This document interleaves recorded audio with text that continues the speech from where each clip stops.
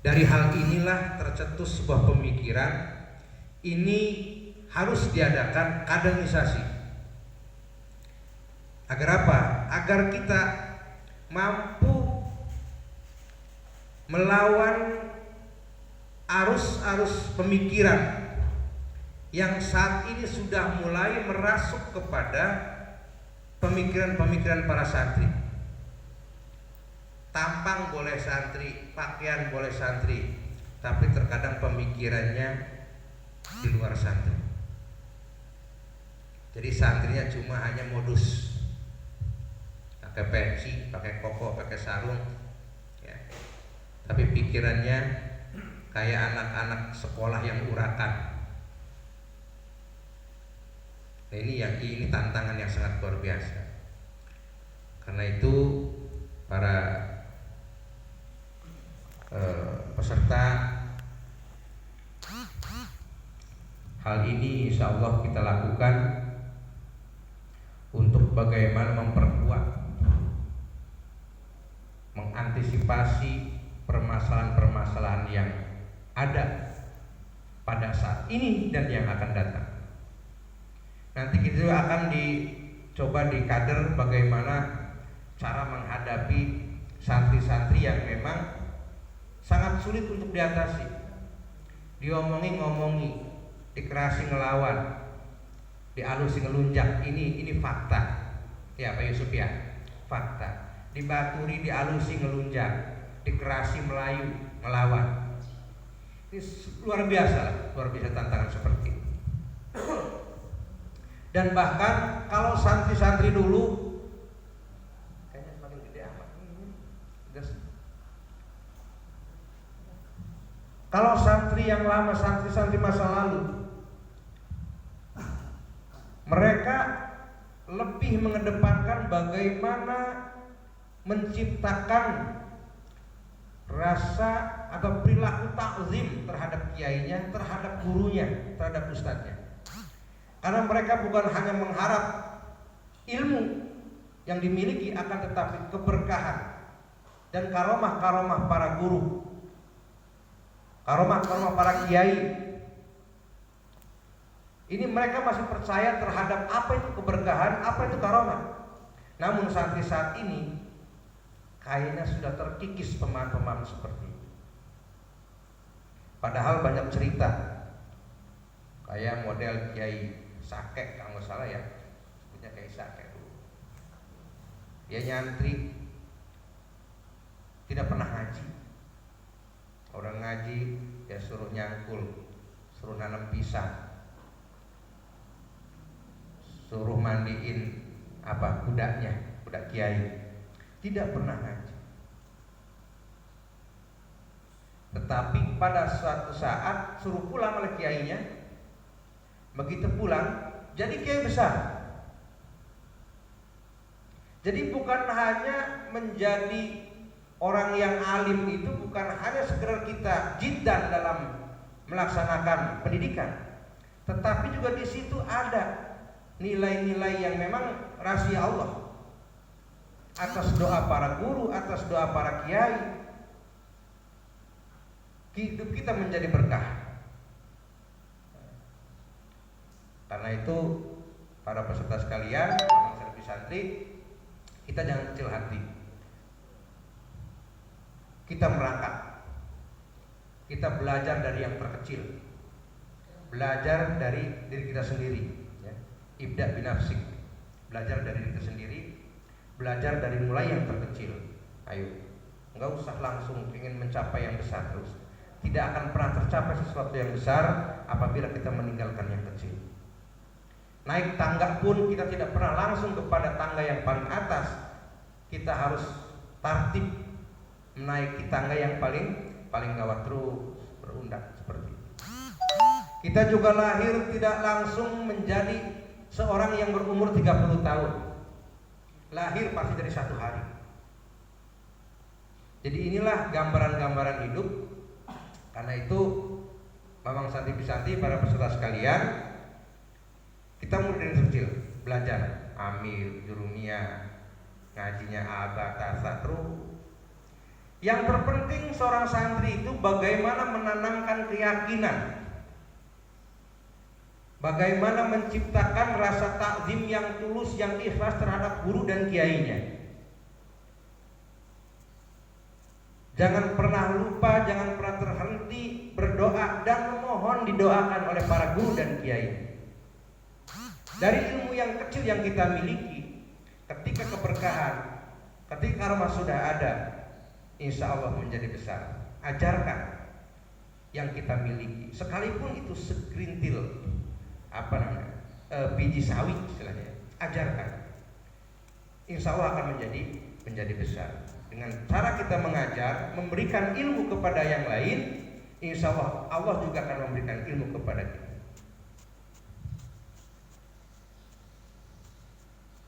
Jadi jangan khawatir, Pembi santri, kalau kemudian kalian menjadi seorang pengajar, menjadi seorang pembimbing santri, satu yang harus diingat, jangan merasa dirinya sudah mampu, ya. Jangan merasa dirinya sudah bisa. Jangan merasa dirinya paling hebat.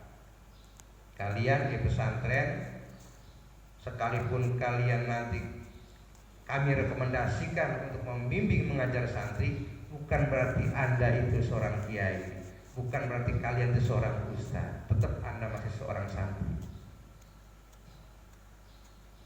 Apa fungsinya? Ini keberuntungan, manfaat daripada kalian ketika direkomendasikan menjadi seorang pembimbing. Kita mendapatkan pahala yang sangat besar dari Allah. Memberikan ilmu, kita mendapatkan pahala yang sangat besar dari Allah. Semakin ilmu kita diberikan kepada orang lain, maka semakin menambah ilmu yang kita miliki, bukan semakin berkurang. Tidak sepertinya harta. Harta kalau disedekahkan semakin bertambah, tapi harta kalau kita jajankan semakin berkurang. Tapi ilmu semakin kita gelar, semakin kita berikan kepada orang lain manfaatnya, maka Allah akan menambah ilmu. Yang tadinya ilmu kita cuma 1, Allah akan lipat gandakan menjadi 10. Jadi jangan khawatir, makanya sangat beruntung ketika kalian mengikuti pengkaderan ini. Nanti juga ada model ya tes mengajar gitu. Nanti kalian akan mendapat nilai. Dari nilai itulah nanti kalian akan kita terapkan uji kelayakan. Oh, ini sudah kemampuan sudah lumayan, layak untuk mengajar kelas anu, membimbing si anu. Ya. Insya Allah kalau kalian mulai belajar membimbing, mengajar kepada santri yang lain, insya Allah saya punya keyakinan, berharap kepada doa Allah, kalian keluar dari pesantren, insya Allah ilmunya bermanfaat, sangat bermanfaat. Ya, kalau kuliah kalian mahal. Kalau kuliah itu berapa? 4 tahun sekali KKN ya? Ya?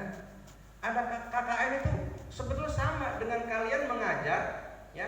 Apa yang kalian pelajari saat dari awal di pesantren, kemudian kalian ajarkan juga kepada yang lain. Ini sama sebetulnya seperti itu. Terapkan.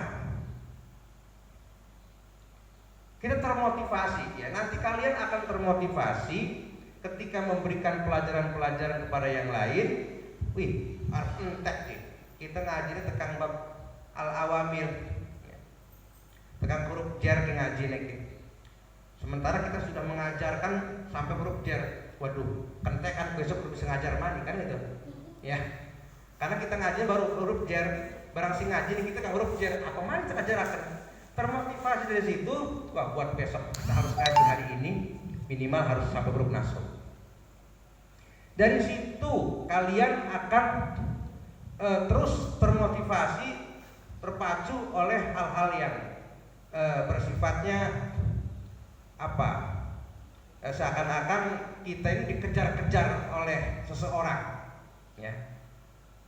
Kita ngaji cuma ilam al-awamira sampai lafziatul amaniyatun, cuma sampai atas itu kita ajarkan, sementara murid kita yang kita ajarkan sampai situ juga. Kan kejar-kejaran ini, ya. Maka seorang yang dipercaya untuk membimbing mengajar itu akan termotivasi.